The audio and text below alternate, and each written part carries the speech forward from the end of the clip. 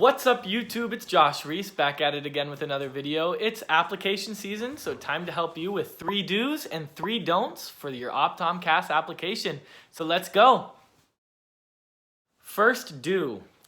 So for your OptomCAS application, you only have a limited amount of space. So your first do is going to be use all the space available. If they give you 5,000 characters to write your essay, guess what? Use as close to 5,000 as you can. If they give you 300 characters to write about a shadowing experience that you had, use as close to 300 as you can. You only have a limited amount of space to make your first impression to these schools. And you want to make sure that they know as much about you as possible. If it is that you're a great applicant, you want as much of you to show on your application as you can. So please, please, please use as much of the space provided as you can. That was actually one of the pet peeves of one of the admissions counselors that I was talking to for another school.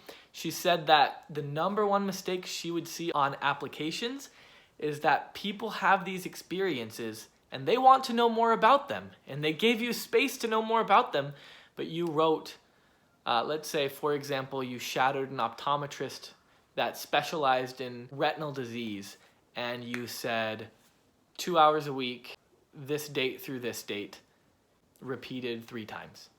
And that's all you wrote about it. You have the space to say, this doctor and I were able to develop a connection. He's the one who wrote this letter of recommendation. I learned that I am very interested in retinal disease. I learned that I am able to connect well with patients. I learned this, I learned that. You have space to show off that you'll be a great optometrist. Use all the space you can get. I know, especially for those tiny service volunteer opportunities or academic achievements tabs, there's a lot of tabs over there that you can just kind of think, I need to submit it early so I can't work on this as much. No, no, no. You can submit it early, but spend time. Spend time working on all of those things and give every single space your quality attention. Treat it as if it's LinkedIn and they're seeing your profile for the first time and you only have 300 words to show them how great of an optometrist you will be because you've done that thing. I know that's one of the advices I was able to take, and it would actually help me in my interview. The faculty members that interviewed me saw some of those volunteering opportunities that I had done, and because I explained a little bit about it in the 300, 500 characters that were provided, they were able to ask me about it, and it was able to be a great conversation starter. So that's the first do, is do use all of the space provided. The first don't is don't use the auto transcript translation recorder thing. It takes forever. It almost takes as long as the letters of recommendation. It only takes you about a good 30 to 60 minutes of your time to go through your transcript and make sure you manually submit it in. That's better than the month to a month and a half that it's going to take at application to go through your transcript and make sure it's all good. You're wasting time. Well, you're wasting time that your application could be in the hands of your admissions committees at your schools because you aren't willing to put in the time to just submit manually your transcript. So just go ahead, submit it all manually. It doesn't take too long, and you'll be fine. You'll be fine. It'll be great. All right, the second do I have is do send out your essays that you write to other people. If you only have your eyes looking at your essay, it's going to be so biased and you're going to miss so many mistakes. I would recommend getting as many people to look at your essay as you can, with the caveat that only get feedback from a few people. It's so hard to apply even one person's feedback, let alone 3 different feedbacks that try to take your essay in different directions, and you're not going to be able to apply them all. So ask for feedback, but make sure you can ignore some and really just make your essay the best that it can be. I would say, if you can, get your essay in the hands of someone who's really good at English, someone who you know is like an English teacher or a professor, someone who can point out errors in your grammar and errors in your spelling, because that's the #1 red flag that they'll see in your essay. So get someone to proofread that you trust with English.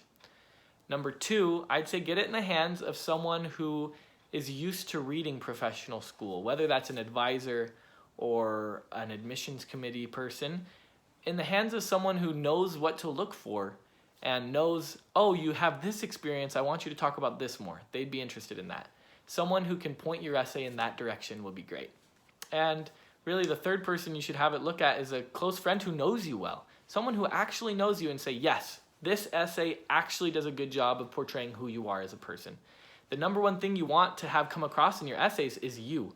You don't want to sound anything like a robot, anything too academic, you just want you to come out of the page. If you're a good applicant, just spend those characters that you have writing your essay revealing who you are as a person and who you will be as an optometrist, because that's what they'll fall in love with. All right, don't number 2 is do not repeat information. If you have your volunteer experiences all written out, you have 300 characters or so to write about each of them, do not spend your whole essay writing about those same volunteer experiences. They already know about that. Do not spend your whole essay talking about those 2 jobs that you had. You want to not repeat any information. You only have this one short application to say who you are, and if you repeat a few times the same information over and over again, if you talk about your academics over and over again, they're going to think there's nothing more to you.